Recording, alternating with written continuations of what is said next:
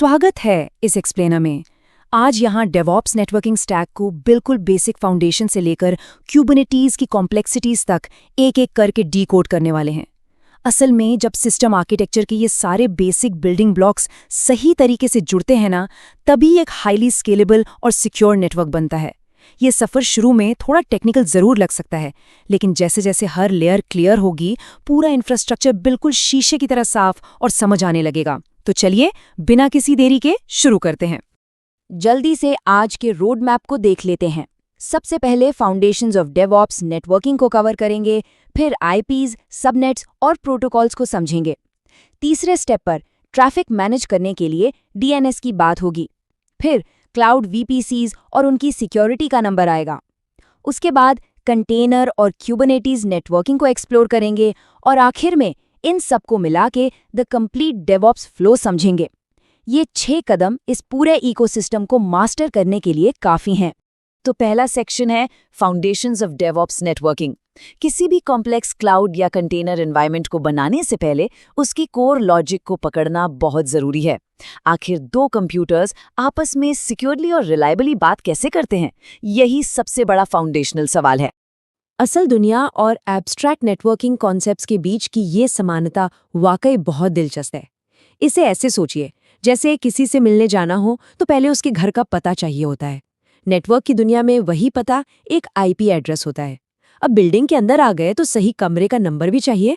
ये नेटवर्किंग का पोर्ट है और आपस में सक्सेसफुली बात करने के लिए एक आम भाषा चाहिए, जिसे हम प्रोटोकॉल कहते हैं। ये 3 एलिमेंट्स किसी भी कनेक्शन की बिल्कुल बुनियाद हैं।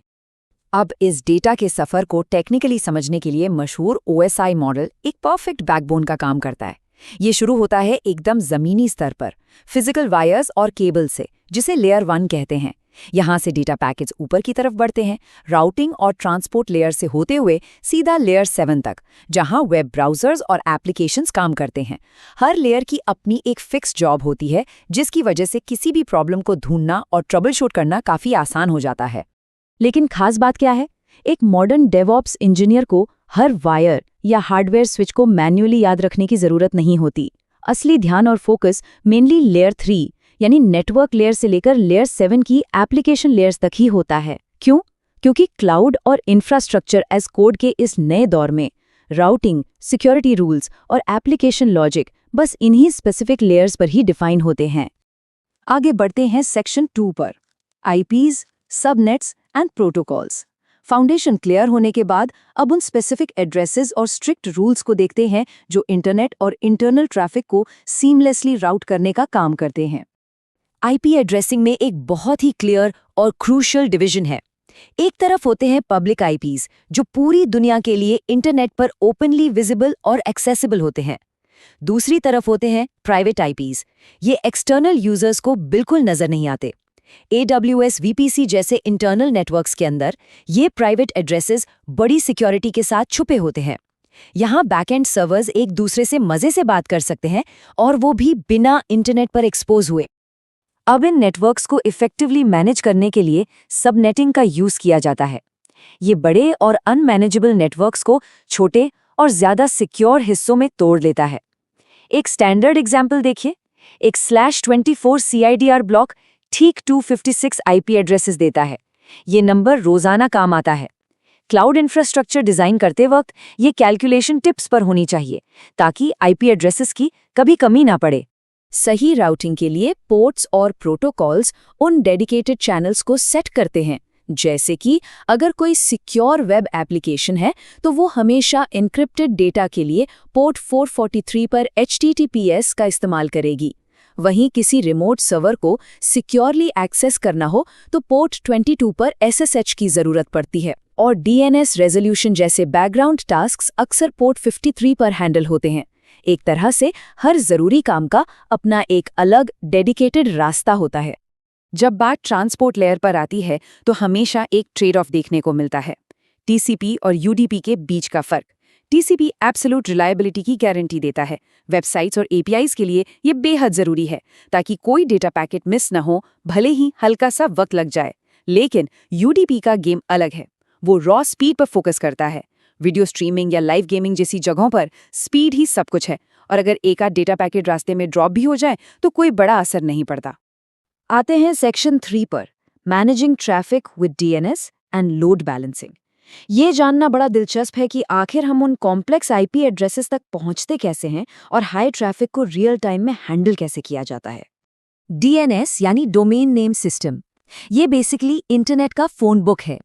ये एक बड़ा ही सिंपल 3 स्टेप फ्लो पर काम करता है।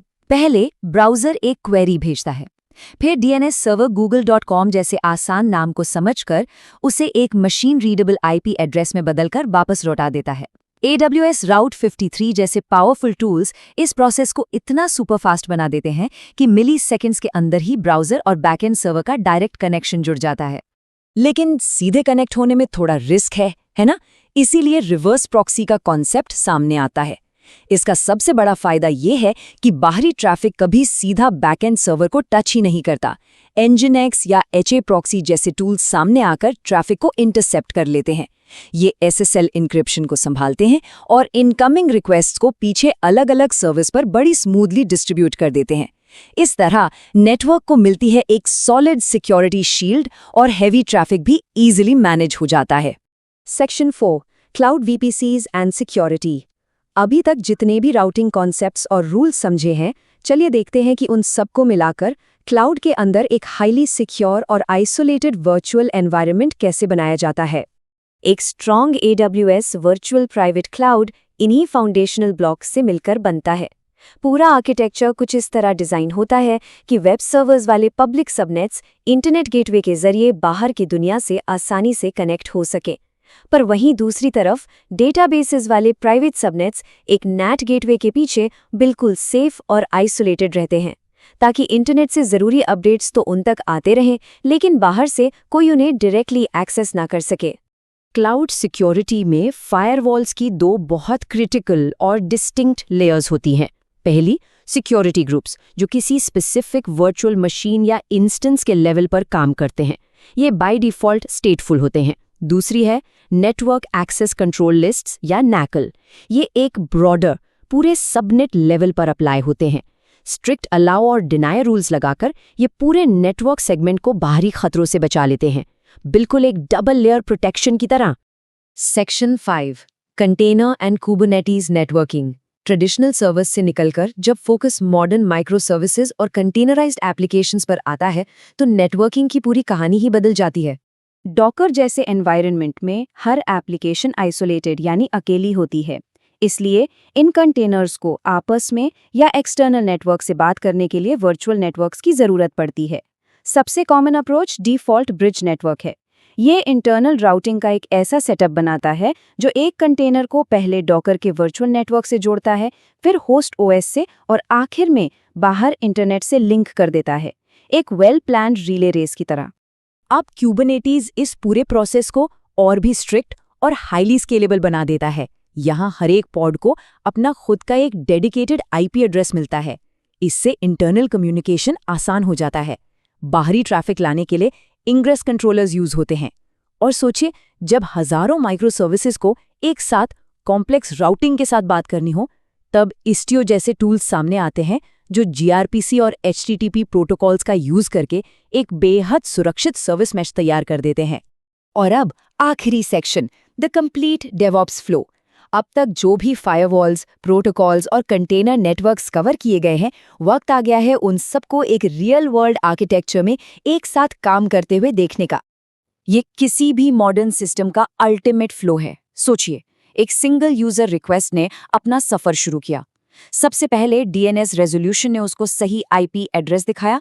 वहां से वो रिक्वेस्ट क्लाउड के पब्लिक सबनेट में बैठे लोड बैलेंसर तक पहुंची। फिर Nginx रिवर्स प्रॉक्सी से गुजरी, सिक्योरली डिक्रिप्ट हुई और सीधा इंटरनल कंटेनराइज्ड एप्लीकेशन को हिट किया। और आखिर में प्राइवेट सबनेट में छुपे डेटाबेस तक एकदम सेफ और सीमलेस रास्ता बनाया। ये पूरा कॉम्प्लेक्स फ्लो बिल्कुल सीमलेस होना चाहिए। बेशक इस लंबे और complex end to end flow में कहीं भी गड़बड़ी आ सकती है, और इसीलिए ट्रबल शूटिंग के लिए engineers in command line tools की एसेंशियल टूल किट पर पूरा भरोसा करते हैं। पिंग से बेसिक नेटवर्क कनेक्टिविटी चेक कर ली, कर्ल से HTTP रिक्वेस्ट्स और APIs टेस्ट कर लिए, या फिर NS लुकअप और डिग्स का यूज करके किसी भी DNS इशू को तुरंत पकड़ लिया। ये टूल्स किसी लाइफ सेवर से कम नहीं है। तो इस पूरे एक्सप्लेनर का आखिरी निष्कर्ष क्या निकलता है? यही कि डेवऑप्स नेटवर्किंग को मास्टर करने का मतलब कोई जादू या रट्टा मारना नहीं है, बस इन्हीं फाउंडेशनल चीजों को साथ लाना है। IPs, subnets, DNS, load balancing, VPC और कुबरनेटिस। जब ये सारे बिल्डिंग ब्लॉक्स एक साथ आते हैं, तभी तो बनता है एक मजबूत, स्केलेबल और हाईली सिक्योर इंफ्रास्ट्रक्चर। सबनेटिंग के बेसिक आईपी स्ट्रक्चर्स और वीपीसी सिक्योरिटी से लेकर एडवांस्ड कुबरनेटिस क्लस्टर्स तक का पूरा रोड मैप अब बिल्कुल क्लियर हो चुका है। लेकिन यहाँ एक आखिरी और सबसे अहम सवाल खड़ा होता है। इस कॉम्प्लेक्स लेकिन फैसिनेटिंग नेटवर्किंग इकोसिस्टम में मास्टरी हासिल करने के लिए सबसे पहला लर्निंग कदम किस स्पेसिफिक लेयर पर रखना सबसे ज्यादा इम्पैक्टफुल साबित होगा? क्या वो बेसिक्स होंगे, लिनक्स होगा या सीधा डॉकर? ये सच में एक बेहद इंटरेस्टिंग और सोचने वाला सवाल है।